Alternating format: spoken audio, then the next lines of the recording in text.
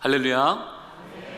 참 좋은 교회, 빛과 소금 교회에서 믿음의 가정을 향해서 또 교회를 향해서 우리 하나님께서 주시는 언약의 말씀과 또 계획에 대해서 나눌 수 있게 되어서 얼마나 기쁘고 감사한지 모르겠습니다. 소망케는 이 밤에 우리에게 주시는 믿음의 가정을 향한 주님의 말씀이 이제 우리 가정의 간증거리가 되어지는 귀한 역사의 여정 되기를 간절히 소원합니다. C.S. 루이스는요, 고통의 문제라는 책을 통해 이런 이야기를 합니다. 하나님은 우리가 평안할 때는 속삭임을 말씀하시지만 우리가 고통 가운데 있을 때는 메가폰 잡고 소리치신다. 왜냐하면 우리는 고난이라는 것을 맞이하게 되면 이 고난 언제쯤 끝날까? 이 고난 얼마나 크지? 그거 주목하느라 정작 그 고난을 다스리시는 하나님을 향한 시선을 놓쳐버리기 쉽거든요.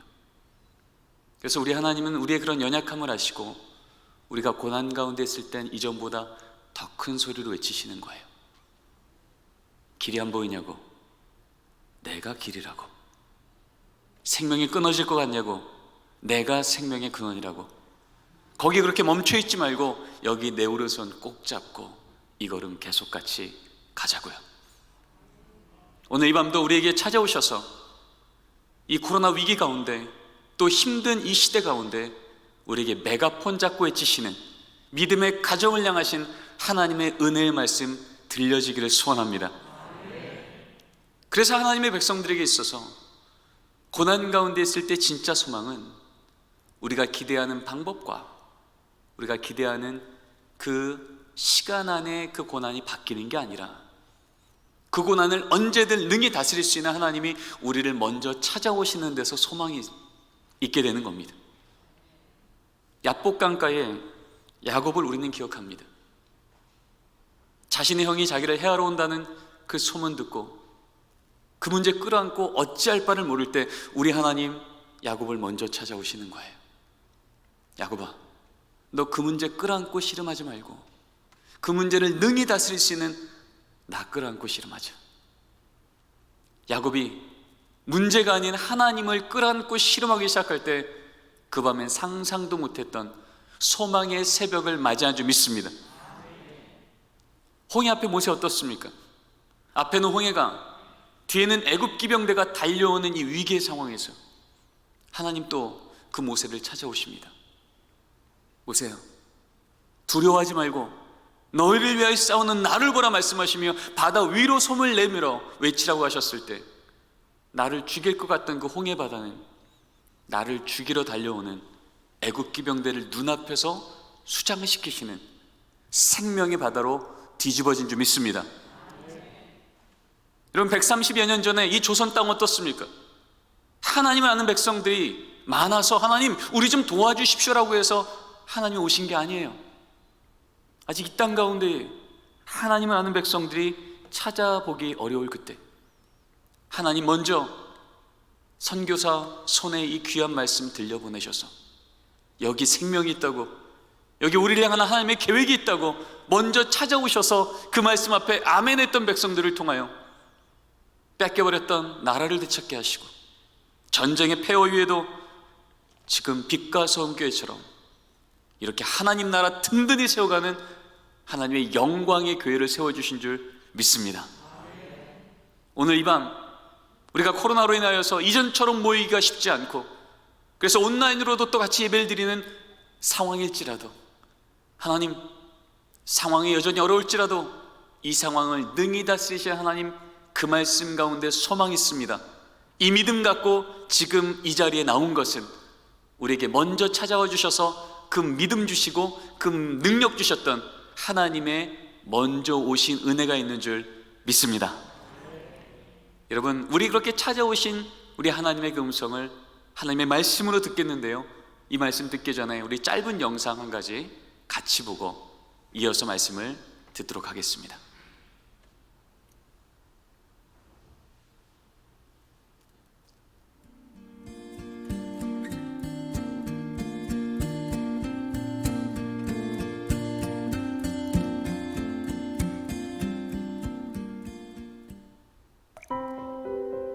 하나님의 크신 구원의 이야기가 끊어지고 있습니다. 다음 세대는 점점 교회를 떠납니다.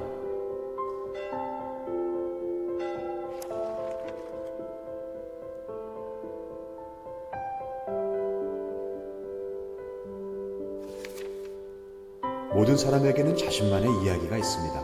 개인의 꿈, 가치, 비전. 그러나 사실 그 이야기는 각 사람을 둘러싼 세상의 더 큰 이야기와 밀접하게 연결되어 있습니다. 세상이 들려주는 더 큰 이야기는 개인의 이야기를 강화시키기도 하고 약화시키기도 합니다.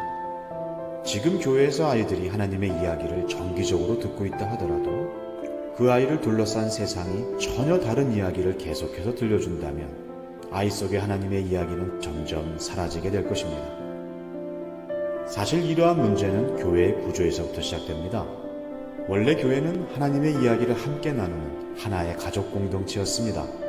그러나 시간이 지나면서 현대 교회에는 전문화된 부서가 생겨났고 다음 세대와 부모 세대는 각자의 장소에서 따로 떨어져 예배하며 서로 다른 이야기를 듣게 되었습니다. 그리고 원래 가정은 하나님의 이야기를 가르치고 전수하는 첫 번째 신앙교육 장소였습니다. 그러나 시간이 지나면서 현대 가정의 부모들은 신앙교육에 대한 책임을 잊어버리고 그럴 수 있는 기능도 상실해버렸습니다. 결국 부모는 교회 전문가들에게 자녀의 신앙교육을 모두 맡겨버리게 되었습니다. 이제 아이들은 하나님의 이야기를 교회에서만 들을 수 있을 뿐 가정에서는 같은 하나님의 이야기를 들을 수 없게 되었습니다. 그러면 어떻게 해야 할까요? 이제 교회는 단절된 구조를 다시 커다란 하나의 통합된 구조로 바꾸어 모든 세대가 같은 하나님의 이야기를 듣고 공유할 수 있도록 해야 합니다. 그리고 가정은 교회에 맡기기만 하던 신앙교육의 책임을 자신의 것으로 되찾아 가정에서도 같은 하나님의 이야기가 들려지고 계속하여 다음 세대에게 물려지도록 해야 합니다. 하나님이 처음 의도하신 디자인대로 가정과 교회가 함께 협력할 때 아이들 속의 이야기는 하나님의 이야기로 다시 쓰여질 것입니다. 가정과 교회가 협력하여 다음 세대의 삶 속에 하나님의 이야기를 끊임없이 이어가는 것. 북미 지역에 우리 다음 세대에게 어떻게 신앙을 전수할 수 있을까 연구하는 학자가 있습니다. 티머시 펄 존슨 교수라고요. 이 교수가 예수 믿는 부모 세대 4만 명을 대상으로 이렇게 조사했습니다. 부모님, 가정 안에 있을 자녀들과 어떻게 신앙적 활동을 하십니까? 참고로 여기 참여했던 기독부모 4만 명은 그냥 주일날 예배 오는 정도의 부모님들이 아니셨습니다. 지금 오늘 이 저녁 예배 참여한 여러분들처럼 주일 오전 예배만이 아니라 주중 모임에도 소그룹에도 열심을 갖고 있었던 부모님들만 추천받아서 참여했던 조사였습니다. 근데 그 결과는 너무나도 충격적이었습니다. 1위, 전혀 혹은 거의 하지 않고 있습니다. 56%. 특별한 일이 있는 경우에만 나누고 있습니다. 23%. 한마디로 무슨 일 터져야 우리 기도 좀 해야겠다, 우리 금식 좀 해야겠다. 일상의 삶 속에서는 부모와 자녀가 하나님의 말씀을 함께 나누는 일들이 그다지 발견되지 않더라는 거예요. 숫자도 나오지 않는 극히 일부의 부모님들만 저는 집에서 정기적으로 우리 자녀들과 말씀과 기도를 나누고 있습니다. 이 리포트는 미국의 우리 다음 세대에게 신앙 전수를 연구하고 있던 신학교 교수들, 담임 목사님들, 그리고 다음 세대 전문가들에게 경종을 울렸던 조사였습니다. 이게 미국만의 얘기일까요? 그렇지 않은 것 같습니다. 2012년도에 예수 믿는 부모 세대 1000명을 대상으로 물었습니다. 부모님, 자신의 신앙이 어디라고 생각하십니까? 라고 물었어요. 인문층부터 시작해서 인지층, 친밀층, 중심층까지 왼쪽부터 오른쪽까지 가는 것이 점점 신앙이 깊어졌던 겁니다. 그때 2012년도에 가장 많은 퍼센테이지는 친밀층이었습니다. 나는 그리스도와 함께 있으면 매일 그분의 영향력 아래 동행하며 살아갑니다. 그런데 딱 5년 만에 가장 많은 퍼센테이지는 친밀층에서 인문층으로 옮겨갑니다. 하나님은 알겠는데 그리스도는 모르겠어요. 아직까지 내 종교는 내 삶에 그다지 영향을 주고 있지 않아요. 여러분, 기호식품을 파는 회사도요, 5년 만에 우리 회사에 대한 선호도가 저렇게 뚝 떨어지면 긴급 이사회를 열어야 됩니다. 이대로 가면 소망 없다는 거예요. 그런데 예수 믿는 부모 세대에게 있어서 내 신앙의 친밀층에서 인문층으로 떨어졌다는 건 단지 기호식품 정도 얘기가 아닌 겁니다. 내 삶의 방향에 대한 문제예요. 내 삶의 종착점에 대한 문제예요. 내가 우리 가정과 우리 자녀를 양육한다면 그 우선순위에 대한 얘기입니다. 이제는 5년의 단위가 아니라 20년 단위로 물었습니다. 이렇게 물었죠. 사는 것과 믿는 것이 어느 정도 일치하십니까? 20년 전에 물었을 때 저는 사는 것과 믿는 것이 일치합니다. 64.7%. 10명 중에 6, 7명은요 저는 믿는 대로 살려고 몸부림칩니다. 근데 20년 만에 저는 믿는 것과 사는 것이 일치하지 않습니다. 절반을 넘어서기 시작했습니다. 세상은요 내가 한 걸 했다 그러고 안 한 걸 안 했다 그러는 걸 정직이라 그럽니다. 근데 성경은요 내가 아는 것과 믿는 것과 사는 것이 일치하는 것을 정직이라고 말합니다.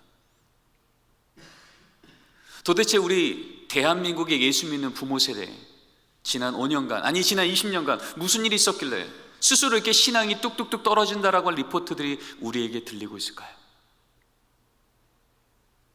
한국갤럽 기준으로 보면 여전히 우리나라 예수 믿는 부모 세대가 21%라고 말하고 있는데 같은 시기에 대표적인 선교기관에서 조사한 우리 중고등부 아이들의 예수 믿는 퍼센테이지는요 3.8%가 나왔습니다. 여전히 부모 세대는 저 교회를 나가고 있습니다라고 말하고 있지만 급격히 감소하는 건 어느 세대요? 그 자녀 세대들이 급격히 감소하고 있더라는 겁니다. 이제는 500명의 목사님들께 물었습니다. 목사님, 우리 자녀 세대가 자꾸 교회를 떠납니다. 어떻게 해야지 이 아이들이 신앙을 회복할 수 있을까요? 여러 가지 이유가 있었습니다. 교재를 좀 바꿔볼까요? 시설을 좀 보강해 볼까요? 예산을 좀 넉넉해 볼까요? 다 맞습니다. 다 영향을 주죠. 그런데 그것과 비할 수 없는 부동의 1위가 나옵니다. 바로 부모 세대의 교육과 훈련이었습니다. 특별히 30대에서 40대 딱 우리 교회 학교 나오는 아이들의 부모님 세대를 얘기하는 겁니다. 그러면 왜 목사님들은 다른 많은 요인 중에서 우리 부모 세대가 변하지 않고는 다음 세대가 이 시대 가운데 회복되기 어렵다고 말했을까요? 우리 애들이 이렇게 말했거든요. 얘들아, 너희들 신앙에 가장 크게 영향을 준 요소가 뭐니? 라고 물었어요. 500명의 예수 믿는 중고등부 아이들한테 물었더니 우리 아이들이 이렇게 답을 합니다. 제 신앙에요 가장 크게 영향 준 요소는요 1위 누구요? 어머니입니다. 그리고 저희 2위군 중에 또 누가 계세요? 아버님이 계세요. 2014년도에 물었을 때 어머니 1위 47.2, 아버지 4위 9.8, 57%가 부모님인데요 라고 얘기했어요. 근데 딱 2년 만에 똑같은 질문 앞에 우리 아이들은요 어머니는 여전히 1위, 4위였던 아버지는 2위로 등극합니다. 57%였던 부모의 영향력은 70%에 육박하게 됩니다. 여러분, 중고등부 아이들 입에서 저는 부모님이 가장 큰 영향이에요 라고 말한다면 우리 아동부는 어떻겠습니까? 더 높을까요? 적을까요? 더 높죠. 부모님이 손잡고 교회에 오지 않으면 도대체 교회에 올 방법을 알 수도 없고 올 수도 없는 우리 미취학부 아이들에게는 어떨까요? 부모님의 영향력이요 절대적이죠. 이런 얘기 아니겠습니까? 너 이번 여름 캠프 올래 말래? 너 시험 기간인데 교회 올래? 특강 갈래? 라고 할 때 아이들이 어디로 결정짓는지 아이들 스스로 말하는 거예요. 우리 부모님이 어떻게 인도하느냐에 따라서 저는 결정됩니다. 이런 얘기 아니겠습니까? 중학교 2학년짜리 딸아이, 주일 아침 10시 중등부 예배 시간인데 이 엄마 집사님이 아이를 학원 앞에 딱 내려주며 얘기하는 거예요. 혜인아, 너 이번 기말고사 얼마나 중요한지 알지? 열심히 공부해. 엄마 열심히 기도할게. 그리고 돌아서서 이 어머님이 어디 오세요? 교회로 오세요. 교회 와서 뭐라고 기도하세요? 하나님, 요번 우리 딸 좋은 성적으로 하나님께 영광 돌리게 해주세요. 여러분, 열심히 공부하라고 엄마는 열심히 기도하겠다고 말하는 이 엄마의 뒷모습 보면서 이 딸이 무슨 생각하겠습니까? 이런 생각하지 않을까요? 아, 신앙은 여차하면 제껴도 되는구나. 급할 땐 찾고 손해볼 것 같을 때 여지없이 예배가 아니라 특강이, 하나님의 말씀이 아니라 세상의 스펙이 진짜 내 인생 안전하게 지켜주겠네. 아, 이게 똑똑하게 신앙생활 하는 거구나. 우리 아이들이 생각하지 않겠습니까? 저는 장신대로 제 사역계좌를 옮기기 전에 서울 시내에 있는 어느 교회 교육총괄 목사로 섬겼습니다. 연말이면 우리 아이들한테 늘 물어봤죠. 얘들아, 올 한 해 너희들이 주일 예배를 빠졌다면 뭐 때문에 빠졌는지 가장 큰 요소부터 체크해 볼래? 거기는 많은 이유들이 있었습니다. 시험, 학원, 늦잠, 게임, 여러 가지 요소가 있었죠. 근데 제가 조사했던 해마다 늘 동일한 1위가 나오게 됩니다. 무엇이었을까요? 가족여행이었습니다. 가족여행이었던 거예요. 유치원 때부터 아이가 경험하는 거예요. 가족여행 때는 주일 예배 빠져도 되네. 이 아이가 아동부로 올라갑니다. 가족여행 다닐 때는 주일 예배 빠져도 되네. 청소년부로 올라갔는데 또 경험하는 거예요. 가족여행 때는 주일 예배 빠지는 거구나. 이러면서 이 아이는 뭘 학습하게 됩니까? 주일 성수가 하나님 앞에서의 의무가 아닌 선택사항이 된다고 착각하기 시작하는 겁니다. 빛과 소금 교회는 그러한 교인들이 별로 없겠지만 지금 한국 교회는 바로 이러한, 입으로는 우리 가정이 예수 믿는 가정이라고 말하지만 정작 우리 아이들에게 헷갈리게 하는 믿음의 부모의 등들이 있었더라는 것입니다. 원래 초대교회 때부터 우리 예수 믿는 그리스도인들의 이름은 증인이란 이름이었어요. 헬라어로 마르투스, 저들은 부활의 증인이라. 사도행전만 봐도 여러 번 나옵니다. 그런데 이 마르투스라는 단어와 어원이 똑같은 단어는 바로 마터, 순교자라는 단어입니다.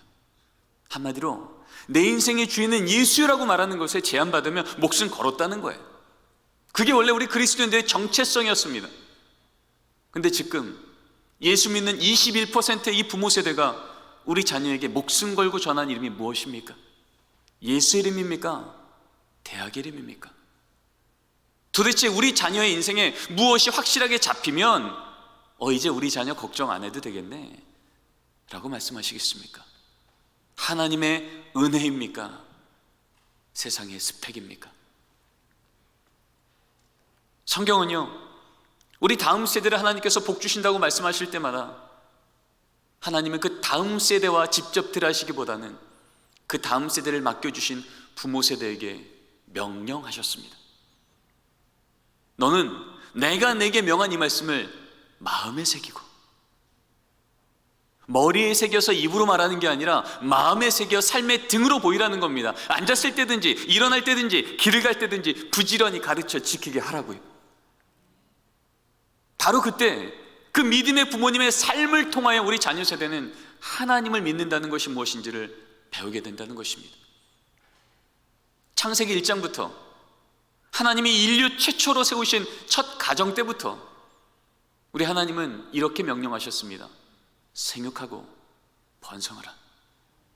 여러분, 여기서 말하는 생육과 번성이 단지 육적인 생육과 번성만이겠습니까? 에덴 동산인데요, 그 한복판에 생명나무와 선악과가 있는 바로 그곳, 우리 삶의 선한 것과 악한 것, 우리 삶에 도움이 될 것과 해가 될 것의 그 기준을 내 눈에 보기에 옳은 대로가 아니라, 세상의 소문에 옳은 대로가 아니라 오직 하나님의 말씀만을 가지고 살아가는 것, 이것이 선악과를 지키는 것이요, 하나님의 말씀이 아닌 내 눈에 보기에 오른 대로 여차하면 제껴도 되는구나.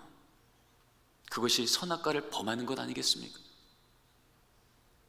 에덴 동산이 그 많은 것을 다 공급받았음에도 불구하고 이거 하나 무너지니 어떻게 돼요? 하루아침에 이 가정이 받았던 모든 것을 다 상실해버립니다. 이것이 신라권에 썼던 영적 원리였습니다.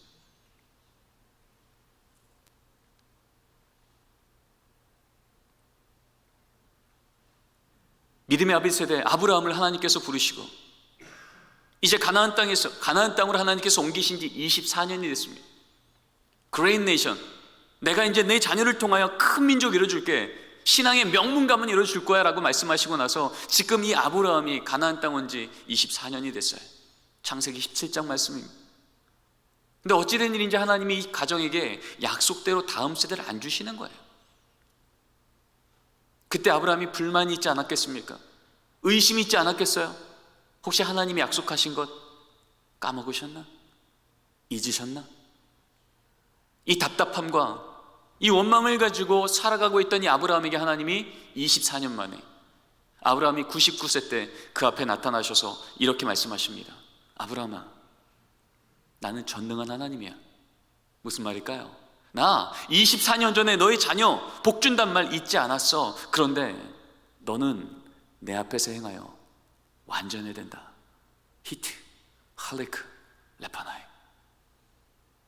이 히브리어를 한국말로 의역하면 이런 의미가 됩니다. 너는 네 인생의 중요한 문제를 내 얼굴 앞으로 들고 나와라, 이런 말이에요. 근데 이 말씀의 바로 앞절에 무슨 말이 적혀 있냐면 아브라함이 86세 때 이스마엘을 낳았다는 말이 적혀 있습니다. 무슨 말일까요?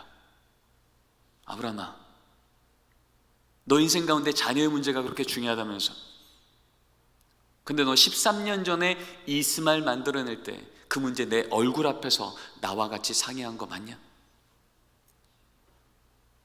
혹시 나 만나기 전에 저 메소포타미아 땅에 있을 때 너 75세 때까지 살 때 너희 아비가 보인 것처럼 내 손으로 빚어서 내 인생을 살았던 그 방법으로 내가 안 움직이는 것처럼 보니까 내 자녀 네 손으로 만들어낸 거 아니냐? 그래, 그 이스마엘 정말 가정의 기쁨이 되더냐? 정말 이 땅 가운데 내 나라를 세울 만한 믿음의 자녀 세대가 되더냐? 이 질문 아니었을까요? 이 말 듣자마자 성경은 창세기 17장 3절 아브라함이 엎드려졌다고 말합니다. 여기서 엎드려짐은 단순히 육적인 엎드려짐을 넘어서서 뭘까요? 그동안 내가 가져왔던 하나님에 대한 원망, 질문, 의심, 이 모든 것이 하나님의 말씀 한마디 앞에 바뀐 거예요. 회개의 기도로요. 하나님, 잘못했습니다. 이제 내 자녀의 문제 하나님의 얼굴 앞에 나와 내 방법이 아닌 주님의 말씀대로 길어가겠습니다.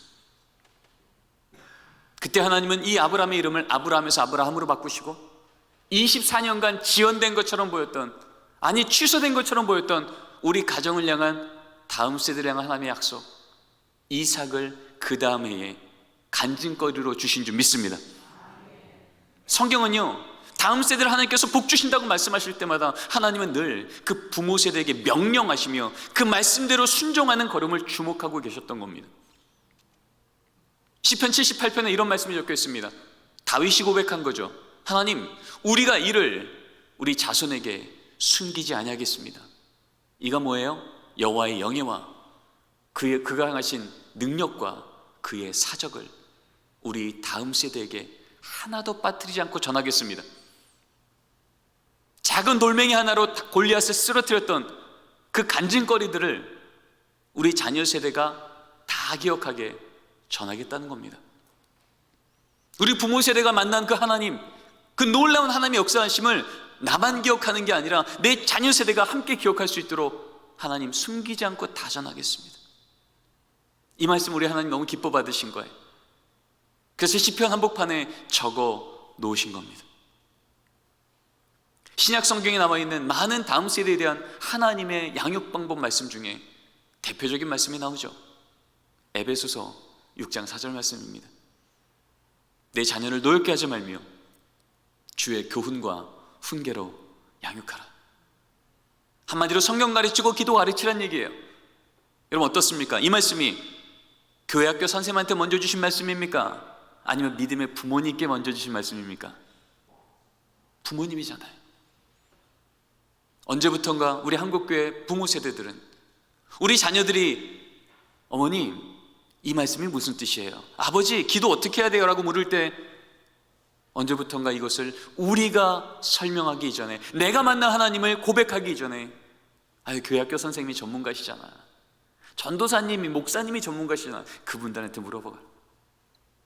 일주일에 168시간 중에 1시간 교회 학교 위탁하면 알아서 길러주고 키워준다고 오해하고 있진 않았습니까? 디도서에도 디모데전서에도 교회의 일꾼을 세울 때마다 하나님 말씀하셨죠. 믿는 자녀를 둘자 할지니라. 가정을 잘 다스리는 자라야 할지니라. 하나님의 말씀은 교회의 일꾼을 세우고 교회의 모범을 세울 때 늘 부모 세대가 그 자녀 세대 앞에 말씀을 양육하는 가정의 신앙교사로 서는지를 물으셨다는 것입니다. 이 말씀대로 2000년 교회사는 그렇게 우리에게 증거해주고 있습니다. 시대는 여전히 악한데, 로마가 핍박을 가하고 있는데, 교회가 신음하여 로마 교황청이 건강한 교회를 세우지 못하게 할 그때에도 하나님께서 다음 세대를 강력하게 세우셨던 그 시대마다의 공통점이 있는데, 그것은 바로 교회가 믿음의 가정에게 가정 예배를 강력히 드릴 것을 권면하고 어떤 시대에는 명했다는 것입니다. 2000년 전 초대교회는요, 우리가 잘 알고 있는 성 크리소스톰, 알렉산드레 클레멘트, 성 어거스틴, 그 대표적인 교부들이 썼던 문서를 보면 공통적으로 나오는 말이 있습니다. 가정은 교회요, 공동체가 됨을 잊지 마십시오. 그리고 조금 더 세밀하게 이렇게 적고 있습니다. 예수 믿는 가정입니까? 거룩한 의례를 행하십시오. 의례는 의례에 행하는 게 의례죠. 리추얼이에요. 아침에 일어나면 옷 갈아입고 아침 먹고 당연히 하는 삶의 패턴입니다. 그런데 예수 믿는 가정은 예수 믿지 않는 가정하고 구별되어지는 그런 의례가 있어야 된다는 거예요. 정기적으로 하나님의 말씀을 읽으며 위기가 오면 무릎 꿇어 기도하며 감사한 일이 생기면 손들어 찬양하는, 하나님 알지 못하는 가정하고는 전혀 다른 모습이 그 가정 가운데 있냐는 것입니다. 이 말씀 순종했던 하나님의 백성들을 주님은 그 핍박 가운데에도 강력한 다음 세대를 세우사 로마가 무너지게 하시고 주님의 몸된 교회가 땅 위로 올라오게 하시는 역사를 이루신 줄 믿습니다. 500년 전 어떻습니까? 1000년간 교회가 신음하고 타락할 때 오직 하나님의 말씀만으로 주님의 몸된 교회가 다시 갱신되어지고 살아나기 시작할 때, 그것을 이끌어갔던 종교개혁자들, 마틴 루터, 존 켈빈, 찌빙글리, 이런 대표적인 담임 목사님이셨고 종교개혁자였던 이분들이 공통적으로 했던 고백들이 있습니다. 가정은 작은 교회요, 언약 공동체임을 잊지 마십시오. 예수 믿는 가정은 단지 혈연 공동체만이 아니라는 거예요. 같은 피만이 아닌, 이보다 더 중요한 뭐예요? 하나님의 언약이 부모 세대와 다음 세대에게 함께 공유되고 있다는 겁니다. 그래서 종교개혁자 마틴 루터는 이렇게 얘기합니다. 믿음의 가정 안의 부모는 가정의 설교자입니다. 1522년도에는 가정예배 설교집을 발간하고요, 식탁대화라고 하는 것을 통하여 식사할 때마다 우리 자녀 세대와 하나님 나라 이야기를 나누던 이 마틴 루터는 일이 생겨서 잠시 집을 며칠간 비울 때 그 며칠 동안에도 우리 자녀 세대가 하나님 나라 이야기를 듣는 것을 끊어지게 할 수 없어 편지를 써서 집으로 보냈다라고 하는 기록이 있습니다. 존 켈빈이요, 가정 안에서 부모가 자녀에게 말씀을 가르치며 기도를 나누는 것은 하나님 앞에 결코 작은 칭찬이 아닙니다 라고 말했어요. 한마디로 우리 가정이 하나님께 칭찬받기로 원합니까? 우리 가정이 하나님께서 기뻐하는 가정 되기 원합니까? 그렇다면 가정 예배를 드리십시오 라고 말했다는 거예요. 100년이 지납니다. 이젠 17세기 청교도 시대죠. 이때는 아예 총회와 교회에서 가정 예배를 치리의 대상으로 여겼다는 거예요. 한마디로 가정 예배 드리지 않는 가정은요, 이제는 수찬정제를 명하라고 했습니다. 수찬정제는 성만찬 주지 말라는 거죠. 성만찬에 여러 가지 의미가 있지만 그 중에 하나는요, 우리 교회 교인입니다라고 하는 공적 선언이에요. 다른 어떤 죄를 지어도 함부로 우리 교회 교인이요 아니요를 우리가 단정하기 쉽지 않지만 적어도 우리 자녀 세대의 신앙을 끊어지게 하고 위협하는 가정예배를 게을리하는 부모들은요, 그거 회복할 때까지 성만찬을 허락하지 말라는 겁니다. 여러분, 이 신앙을 갖고 있었던 이 청교도인들이 바른 신앙을 지키기에 어려워진 시대가 되니 영국 국교회가 핍박하니 어떻게 해요? 이 신앙 하나 지키려고 조상으로부터 받았던 그 땅 다 내려놓고 배 타고 미국으로 간 거 아닙니까? 하나님이 거기서 또 한번 교회를 세우시고 나라를 세우시고, 그래서 그 땅을 18세기 19세기 대붕주 운동을 통해서 다시 한번 미국 교회를 갱신시킬 때 그것을 이끌어갔던 조나단 에드워스 목사님이 또 말합니다. 가정예배는 경건과 신앙을 위한 은혜의 수단입니다. 한마디로 우리 가정이 경건해지기를 원합니까? 우리 가정이 신앙이 강력하게 세워지기를 원합니까? 가정예배를 드리십시오. 여러분, 이 대붕주운동의 끝자락에서 하나님의 은혜로 제가 다시 한번 회심했습니다. 저 어떻게 살죠라고 할 때 그래, 저 조선 땅 가서 복음 전해 라고 해서 오신 분들이 누구예요? 우리가 잘 알고 있는 한국 선교 초기의 젊은 선교사님들, 호레이스 언더우드, 아펜젤러, 이런 분들이셨어요. 그래서 우리나라는요, 선교 초기 때부터 감사하게도 믿음의 가정마다 부모가 자녀와 함께 하나님을 예배하는 것들에 대해서 귀한 유산을 받았던 나라입니다. 우리 같이 한번 읽어보겠습니다. 가정예배는 시작. 가정예배는 도덕근본상의 작용이요 그리스도교의 일종 특색으로 수신제가의 요소로다. 1918년도에 성경잡지가 발간되면서 놀랍게도 1권 첫 번째 페이지에 가정예배라고 하는 이 문장으로 시작하는 글이 적혀 있습니다. 그리스도교의 일종 특색이래요. 우리나라에 예수 믿는 사람의 숫자가 한 자리 숫자에 머물러 있을 그때에도요, 예수 믿는 가정입니까? 그렇다면 가정예배에 있는지부터 보십시오. 일종 특색. 수신제가요, 우리 집안이 다시 일어서고 우리 자녀가 다시 일어서는 길, 이 나라는 망할 것 같이 보여도 진짜 이 나라의 주인이신 하나님이 우리 가정의 주인이십니다. 이 고백을 부모 세대와 자녀 세대가 함께 할 수만 있다면 거기 소망이 있다는 거예요. 이 신앙의 유산 밑에서 자라난 자들이 뺏겼던 나라를 되찾게 하는데, 전쟁의 폐허로 이 나라를 다시 일으키는데 하나님께서 귀히 써준 믿음의 다음 세대가 된 줄 믿습니다. 그래서 1919년도에는요 평양신학교에서 찰스 클락 과관련 교수님께서 목사님들 교육할 때 썼던 교과서가 있습니다. 목사 필휴. 이 책을 보면 이렇게 가르치고 있습니다. 장로와 집사, 전도사, 목사 후보자에게 한마디로 교회 일꾼을 뽑아서 훈련 다 시키지만 임직할 때 이 질문하라는 겁니다. 누구누구시 전가족 예수를 믿으십니까? 한마디로 그 자녀의 신앙을 부모가 책임지고 있냐는 질문입니다. 5번째, 누구누구시 가정예배는 드리고 있는지. 아무리 교회에서 열심히 예배를 드려도 집에서 정기적으로 매일이건 일주일에 한 번이건 중요한 것은 하나님, 우리 가정의 주인은 하나님이십니다. 하나님이 우리 가정의 주인이셔서 우리 가정은 안전합니다라는 이 고백이 정기적으로 나오고 있냐는 겁니다. 그래서 오늘 우리가 읽은 창세기 13장 4절 5절 말씀은 성경에 나와 있는 그 많은 가정예배에 대한 말씀 중에 믿음의 조상 아브라함을 하나님이 부르시고 지금 가나안 땅을 도착하기도 전에 그 부르심을 받아서 얼마 되지 않을 바로 그때의 이야기에도 하나님은 가정예배를 강조하고 있음을 우리는 확인하게 됩니다. 아브라함 가정에는 뭐가 있냐면 여호와의 이름을 부르는 제단이 있었어요. 똑같이 하나님께 복받겠다고 지금 가고 있는데 롯의 가정에는 뭐가 있어요? 양과 소와 장막이 있어요. 제단이 있다는 얘기는 없더라는 겁니다.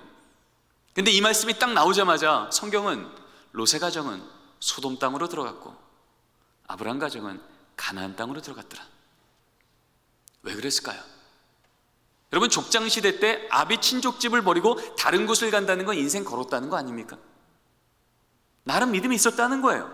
머리로 동의했다는 거죠. 하나님, 우리 지금 이 걸음 가면 여기 있는 것보다 더 복된 인생 살 거 저는 믿습니다 라고 해서 지금 가고 있는 겁니다. 그런데 왜 롯의 가정에는 재단이 있다는 얘기는 없었을까요? 혹시 이런 건 아니겠습니까? 아무리 머리로 하나님 우리 가정을 복 주실 건 믿습니다 라고 말할지라도 오늘 하루 내 눈앞에 보이는 양 챙기느라, 소 챙기느라, 장막 챙기느라 여호와의 이름을 부를 여유가 없었던 가정 아니겠습니까? 근데 이 말이 나오자마자 이 두 가정은 전혀 다른 걸음을 걷게 됩니다. 복처럼 보이는 것 쫓아 들어간 롯의 가정과 소돔 땅이요, 여기 사람들 많네, 직장 많네, 우리 집에 있는 양소 장막 요거 잘 챙겨 들어가면 살만하겠네, 이게 하나님에게 했던 복된 인생인가? 대조적으로 아브라함 가정은요, 걷는 걸음마다 정기적으로 여호와께 제단을 쌓으며 하나님 우리 가정의 걸음이 어디로 가는 게 옳겠습니까? 주님의 말씀 앞에 점검받고 확인받아 그렇게 걸어갔더니 가나안 땅을 들어간 겁니다. 세상적으로 보면 롯의 가정은 지혜롭고 아브라함 가정은 어리석었어요. 왜요? 롯이 택했던 소돔 땅은 부유했던 곳이고 아브라함이 그 땅 들어가자마자 가나안 땅 어땠습니까? 젖과 꿀이 흐르던 곳이었습니까? 아니면 기근이 있었습니까? 기근이 있었잖아요. 하나님 없이 복처럼 보이는 것 쫓아 들어가다 망할 도성이 되어버린 롯의 가정과 복의 근원이신 하나님을 모시고 들어가니 기근의 땅마저도 마침내 젖과 꿀이 흐르는 땅으로 뒤집어 놓으시는 역전의 하나님을 경험하는 세상에 감당 못할 진짜 복의 가정이 아브라함 가정이 된 줄 우리는 믿습니다. 오늘 말씀 듣는 빛과 소금교회 모든 가정들이 롯의 길이 아닌 아브라함의 길로 가기를 간절히 소원합니다. 성경을 봐도 2000년 교회사를 봐도 가정 예배는 더 이상 선택사항이 아니었고 순종사항이었으며 대안이 아니었고 원안이었습니다. 근데 가정 예배를 드리십시오라고 할 때 우리 안에 많은 어려움들이 있습니다. 실제로 2000년 교회사를 봐도 또 구약 성경을 봐도 교단마다 전통마다 그 형식들이 다 달랐습니다. 근데 그것을 다 모으고 모았더니 결국 이 한 문장이 남더라고요. 가정예배란 가족이 함께 하나님을 기억하고 감사하는 겁니다. 더 짧게 줄이면 세 단어만 기억하시면 됩니다. 가족이 모이고요, 하나님을 기억하고요, 감사하시면 됩니다.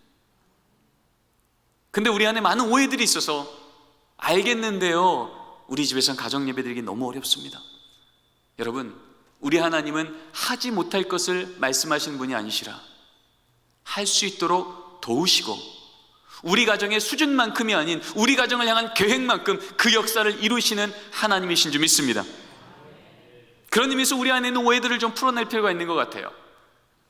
자, 첫 번째 오해입니다. 가정예배는 성인예배의 축소판이다 라고 하는 오해예요. 여러분, 그럴까요, 아닐까요? 아닙니다. 가정예배 드리세요 그러면요, 우리 빛과 소금 교회 주일 오전 예배 그 경건함, 그 집중력, 이것의 미니어처를 우리 집에 구현해내야 가정예배는 드렸다라고 생각하는 거예요. 물론 그러면 얼마나 좋겠습니까? 그러나 하나님은요, 그 형식을 지켜내야만 가정예배라고 말씀하신 적이 없으세요. 우리 방금 전에 읽었던 말씀에도 보십시오. 아브라함 가정이 30분 예배 드렸다, 안 떠들고 예배 드렸다, 옷 갈아입고 예배 드렸다, 이런 얘기 있습니까, 없습니까? 하나도 없어요. 형식에 대한 얘기는 거의 없고요, 뭐에 대한 얘기만 있어요? 사건에 대한 얘기만 있습니다. 가족이 모여 하나님을 기억하고 감사했다고요. 왜냐하면 우리 하나님은 우리 가정의 신앙의 수준을 아세요. 여러분, 어버이날 때 유치원 다니는 아들이 하는 인사는 미성숙했으니까 외면하고 20살짜리 청년이 하는 인사는 성숙했으니까 받아주는 게 우리 안의 상식입니까? 그렇지 않아요. 부모님이라면 있는 모습 그대로 감사를 표현하면 그것을 기뻐 받아주시는 거예요. 2000년 교회사 중에 가정예배를 안 드리면 7위까지 했을 정도의 그 강력했던 가정예배 시대에도요, 가정예배에 대한 안내는 이렇게 적혀 있습니다. 가정예배요? 가족이 모여 성경 한 구절만 읽어도 이미 가정예배 드린 겁니다. 성경 한 구절 읽고 기도까지 했습니까? 가정예배 더 잘 드린 겁니다. 성경 읽고 기도하고 찬송까지 했습니까? 가정 예배 더 잘 드린 겁니다.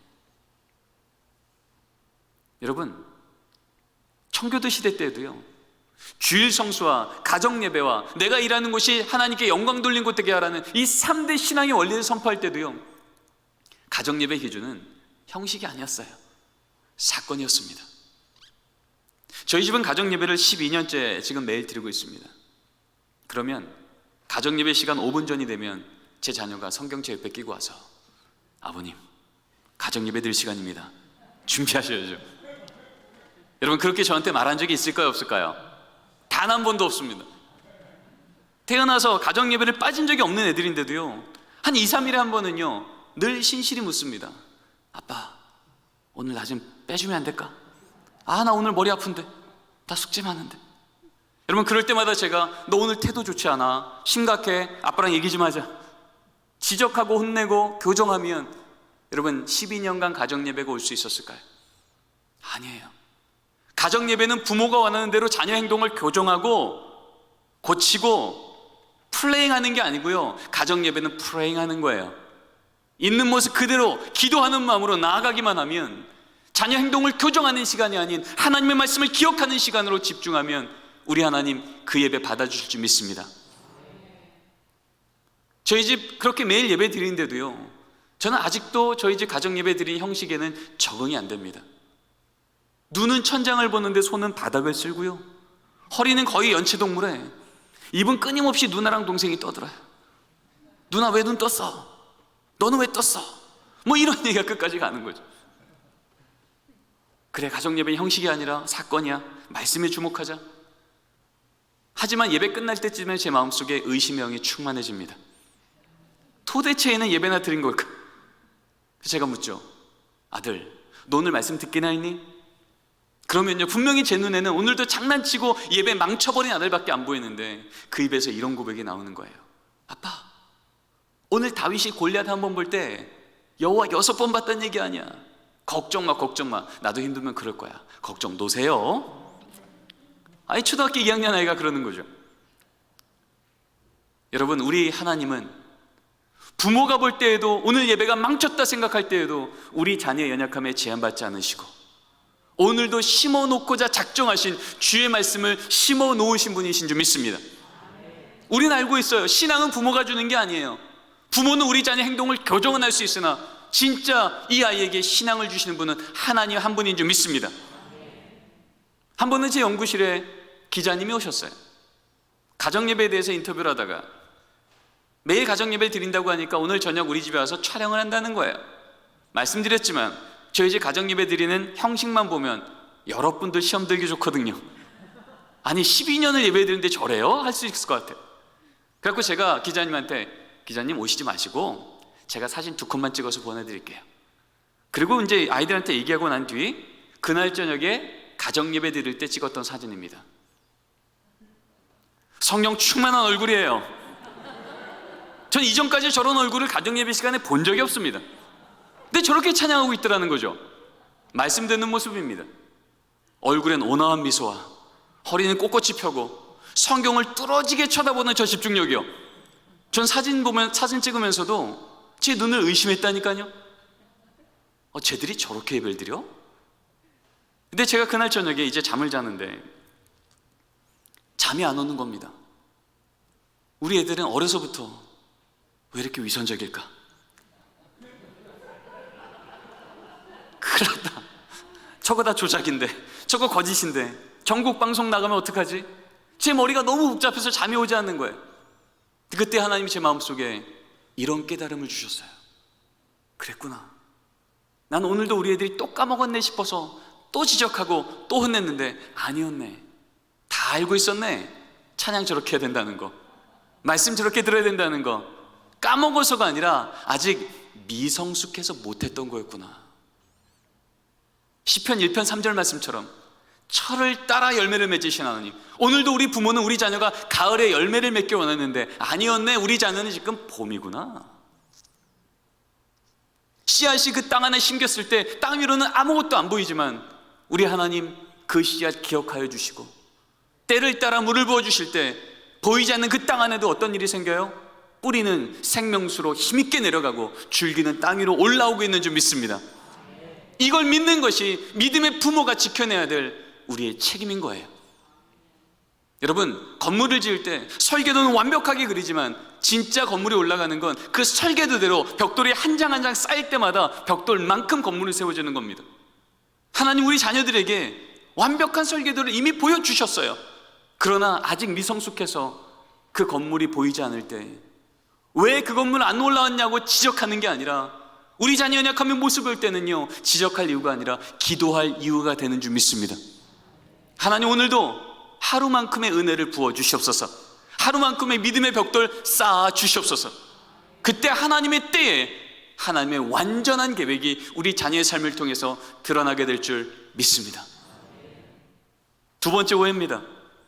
가정예배는 자녀를 위한 부모의 숙제다라는 겁니다. 여러분, 그럴까요? 안 그럴까요? 분위기상 아니죠? 아니에요. 근데 많은 부모님들이 가정예배는 우리 자녀 때문에 하는 숙제라고 생각하세요. 그러다 보니까 가정예배를요 진짜 숙제처럼 여기세요. 얘들아 빨리 와 5분만 앉아있어. 애들도 그러죠. 그래, 가만히 앉아있자. 괜히 떠들면 오래간다. 버티자. 앉아서 성경은 안 보고 시계만 보는 거예요. 5분 언제 지나가나.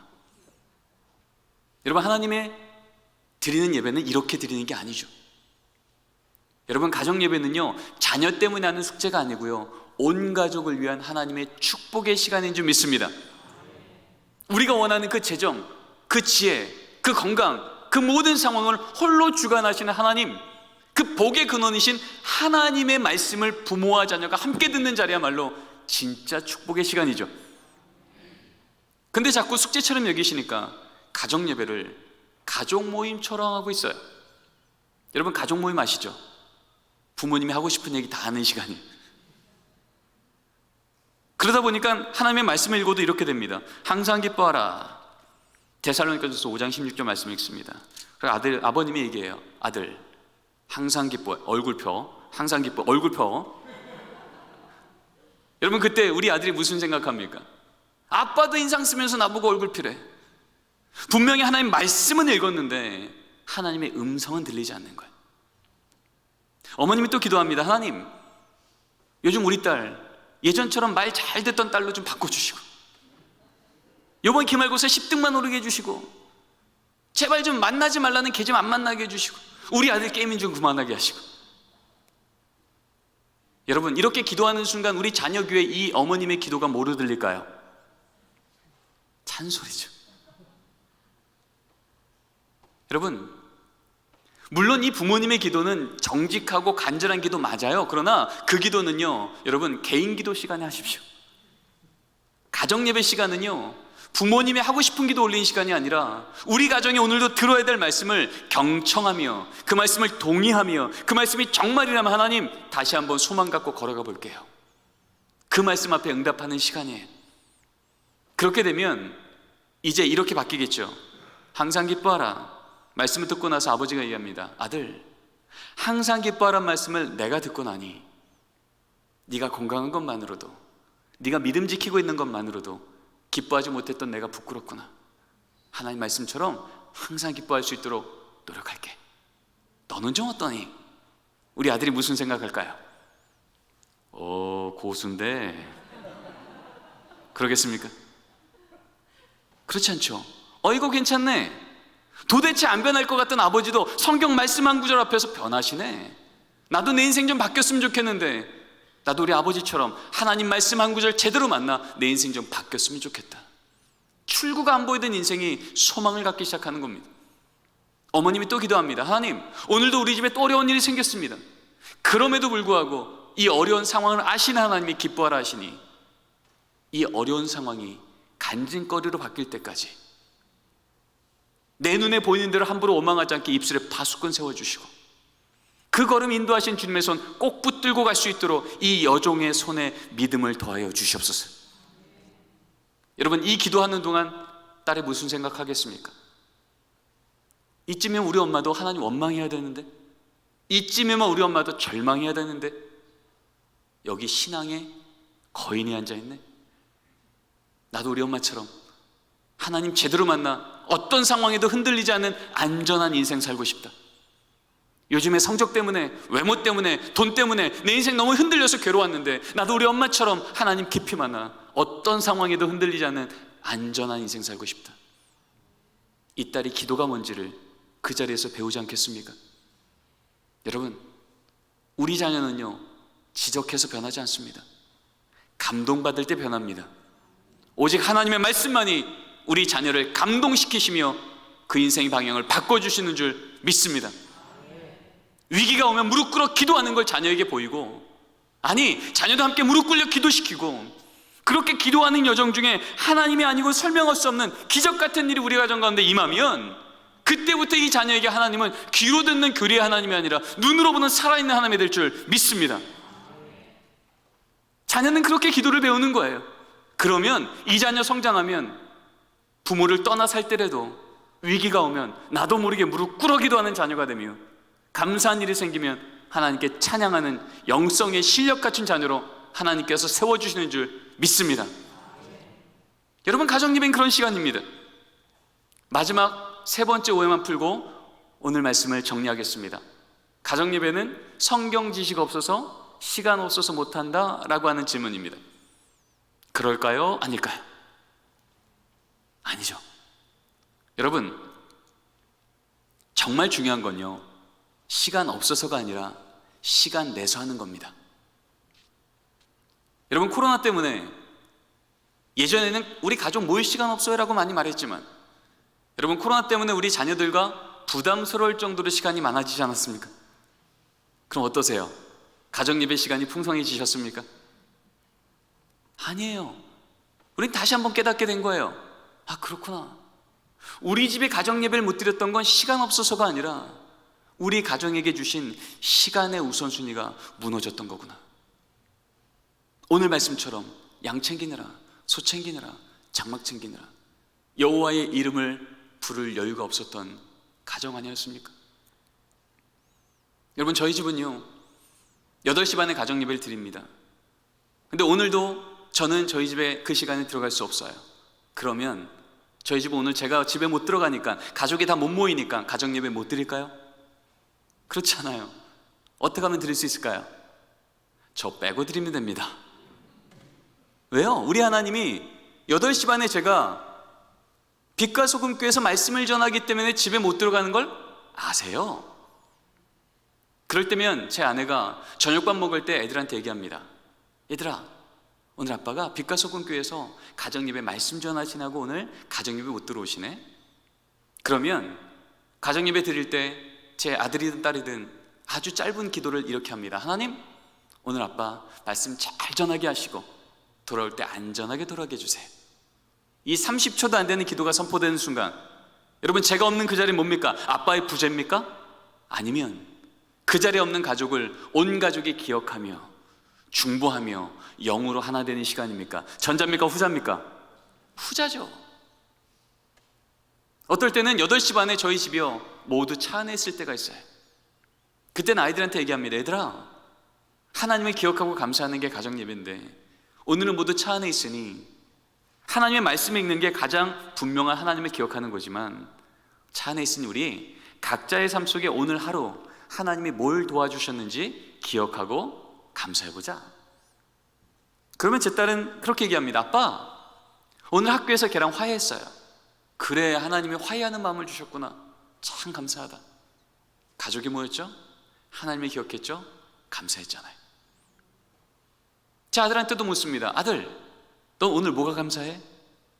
요즘에는 잘 안 그러는데요, 작년까지만 해도요, 뭐 감사해라고 물으면 2번에 1번은 똑같은 답이 나와요.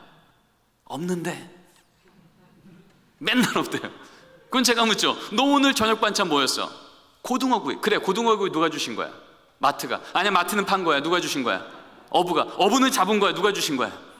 끝까지 가서 누가 이름을 받아내요? 하나님의 이름을 받아내요.